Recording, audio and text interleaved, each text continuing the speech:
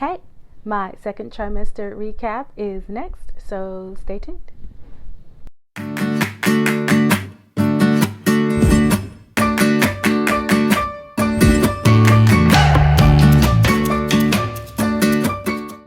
Welcome to Midlife Mama. I am Tiffany. If you're new here, consider subscribing, joining the family, coming along for the ride. If you're already a regular viewer, thank you so much for being here, for rocking with me, and welcome back.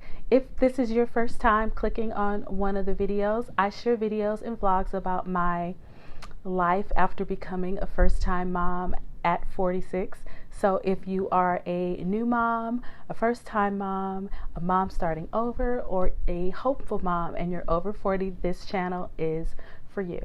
That's enough chatter. Let's get into the video. So today's video is the recap of my second trimester of my midlife pregnancy.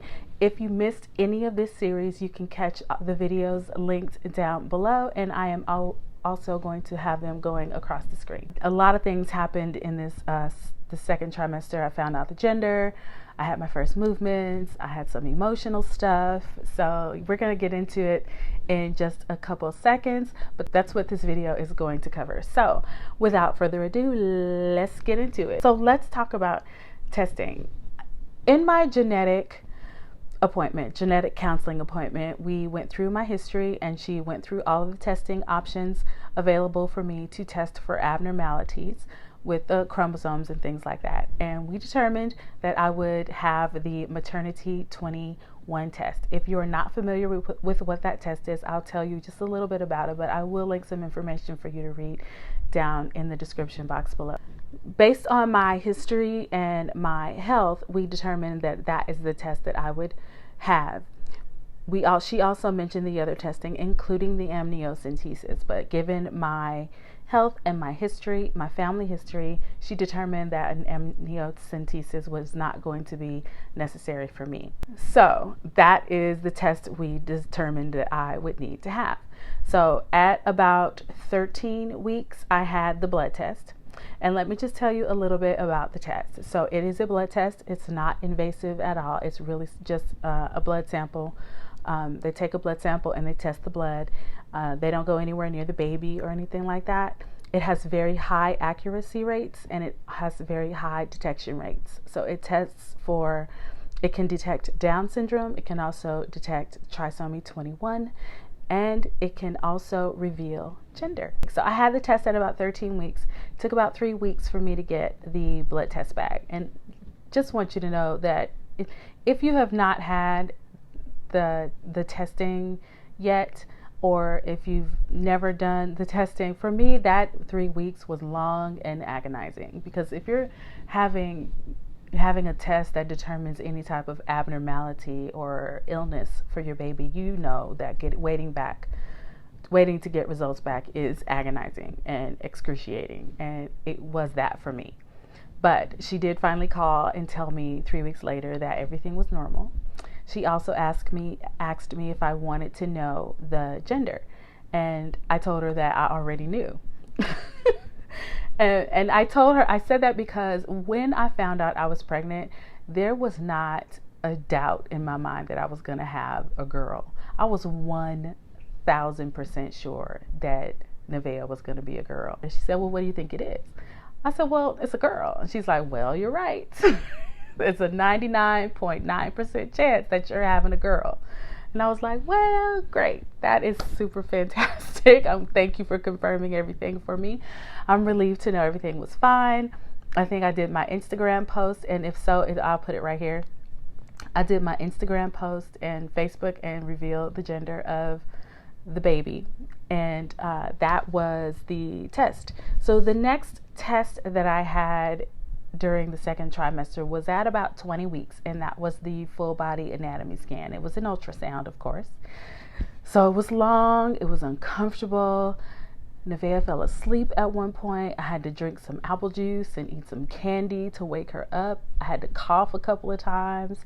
I had to lay on my left side to try and wake her up. It took a long time, but the flip side to this appointment is that you get a very long ultrasound. So you get a lot of time to stare at your baby on the screen. The scan came back normal, and I think it's called an NT scan, and I think they test the fluid like at the back of the neck of the fetus to test for that, which can also detect abnormalities like Down syndrome. Nevaeh was normal, and she was developing nicely, and so that 20-week scan went fine, and everything was normal. That's it. Those are the two major tests I had in the second trimester. So it was the maternity 21 test, and it was the 20-week anatomy scan. Both tests normal, and we revealed gender, so we find out that Nevaeh is a girl. We're going to talk about symptoms. So if you watched the first trimester video, you know that I was suffering from heartburn a lot. I was suffering from fatigue, severe fatigue. I was really, really tired in my first trimester. So in the second trimester, I got a lot of my energy back. I was still able to work. I was able to work every day, still on my feet, still waiting for the bump to emerge, still really dealing with heartburn. Heartburn was still a major issue for me. The nausea subsided. I wasn't really dealing with nausea. I did still have a aversion to going into the walk-ins at work, and my sense of smell was still out of control. Going into the walk-ins at work and smelling the garlic every day was still an issue. That was not fun. So still heartburn, still with the sensitive smell and the hating the garlic and hating the smell of the walk-ins at work every day, and even the smell of our refrigerator here at home. I hated that. Some of the other symptoms I dealt with was my skin was starting to itch around the belly area. I was also getting those round ligament pains in the second trimester. Those started later in the trimester. I was starting to deal with some back issues. My bump started to show at about 4 months, and it was really high. I was carrying her very, very high. So it was right up under this area. You can't really see what I'm doing, but it's right up under my breast area. I was carrying her very high. So the bump started to emerge right there. And so I could put my hand on my belly and feel it, but it wasn't visible. But I did post what I thought was the evidence of my bump on Instagram, and I'll put that picture right here so you guys can see. I'll put that Instagram post right here. I did post that. I also had the occasional headache once in a while. I took Tylenol for that, just one, like a Tylenol for that. And what really helped with those headaches was I drank a lot of extra water and just laying down, resting, taking a nap or something to ease the headache. So second trimester symptoms: round ligament pains, itchy skin, a little bit of back pain starting, still dealing with the heartburn, still hating garlic, still hating the walk-ins, and still hating the smell of refrigerators. But was feeling a little better energy-wise, so I wasn't as tired, as fatigued. But towards the end, when the bump started, the bump at about 5 months, you could really see at about 20 weeks. By the time I had my scan, you could really see my little bump. I was starting to feel like the first movements. So, and we're going to talk about that in a minute. So here is a picture of my 5 month.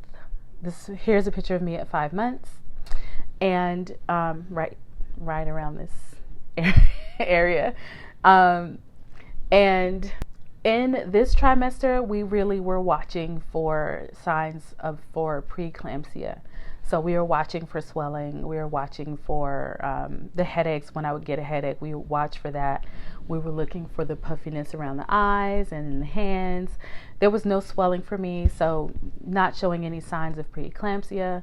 So by the end of the second trimester, my belly fully visible, and very evident that I was pregnant, but still feeling good, no swelling and things like that. So second trimester symptoms, that is it for the symptoms. So emotionally, I did notice that I would cry easily over little things. I think just little things made me cry. Anything heartwarming or anything that would tug at the heartstrings, I was really sensitive to that.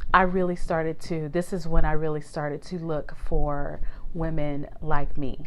So I went to Facebook, I went to YouTube, and I really started looking for women in their 40s who were pregnant for the first time. What I found on Facebook was a lot of mom groups for moms with infants over 40, or moms who are about to have their first baby in their 40s. So there's a lot of moms like that, women like that on Facebook, in the Facebook groups. And some of those groups, I joined all of them at one point. I think I was a member of all of them at one point. I did find one or two groups that are very handy. I still am active in those groups now. Very handy to have someone around who understands your unique situation. Having the first baby in your early 40s or in your mid 40s or even in your late 30s. Great to have women like that to talk to while you're going through it. So those Facebook groups were great. What I did not see is a lot of them on YouTube, which gave me the idea to start this channel, because I was trying to create the channel that I was looking for at the time when I was pregnant. So emotionally, I'm really sensitive to things that tug at the heartstrings, things that make you sad, things that make you happy. I cried easily. I really spent the second trimester really trying to find people like me, compadres, if that's the word for it. Looking for a tribe, or looking for people to talk to about the situation, who understood. That's it for me emotionally. The last thing I really want to share, I'm just going to go like the highlights. At 23 weeks, I really could start feeling Nevaeh. I could determine that was her moving, and I could determine those feelings. And so I didn't feel the little flutters or that people talk about. I didn't feel that. I don't know if it felt like there wasn't gas. Some people describe it as feeling like gas, and it didn't feel like that for me. It felt more like if you ever took home, if I don't know, if I'm probably going to date myself. If you ever took home like a goldfish in a bag, or if you ever held a goldfish in a bag of water and you could feel the fish moving around, kind of feels like that. That's what I would describe it as, I think. However you describe it, those first flutters are deeply personal. But by 23 weeks, I was absolutely positive what those movements were. And Nevaeh, she didn't move a lot. Like, Nevaeh didn't move a lot. She moved more right towards the end of my work day. She would get active. I guess me moving around really lulled her maybe to sleep. She got mostly active when I would stop working and come home. So by about 25, 26 weeks, I would get, by the time I parked my car in front of the house, I would sit in the car for a little while just to wait for her to start doing her aerobics. That was one of the highlights of the second trimester, was finally getting to feel her move, finally having my baby bump that I was so anxious to get. I did start shopping. I did buy her first outfit, and it's right here. If you don't follow me on Instagram, then it's right here. This is the first outfit I bought for her. And I did make a stab at starting my registry with Babies R Us. But yeah, I tapped out. That register, and here is another picture of that post. The day that I just couldn't. I spent 2 hours in the store that day looking around at stuff, and I spent some time at home looking at the list. This list is out of control. This 4-page list they gave me for the registry. That list, a lot of it is, a very small percentage of the list was necessary. The rest of that list was a lot of nice to haves. It took me a minute to figure out what the difference was. As a first-time mom, I did have first-time mom syndrome. It took me a minute to figure out what the difference was. between necessary and nice to haves. So I tapped out though at my first attempt at a registry. Wasn't gonna do that. I'm gonna end it here. We'll cover the third trimester. In the third trimester, something major did happen, and we'll talk about that in the next video. So that's it for this video, you guys. I hope you enjoyed it. I hope it wasn't too long. I hope it was informative, and I hope it was fun for you to take the walk down memory lane with me to recap the second trimester of my midlife pregnancy. If you enjoyed the video, please do give it a thumbs up. While you're doing that, please hit the subscribe button and turn on notifications so you don't miss the next video in this series. And let me know you were here by leaving a little comment in the comment section below. That's it for me. Follow me on Instagram and Facebook, and I will see you guys in the next video. Thanks for watching. Bye.